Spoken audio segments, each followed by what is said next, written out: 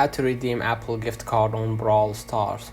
So first of all, in order to redeem Apple gift card, you need to have a balance on your Apple, Apple Store. So click on your avatar icon at the top right, and then what you're gonna do, you're gonna click redeem gift card or code, and then basically what you're gonna do next, you're gonna see a pop-up window. Use camera to scan the code that you see right here in front of you, right?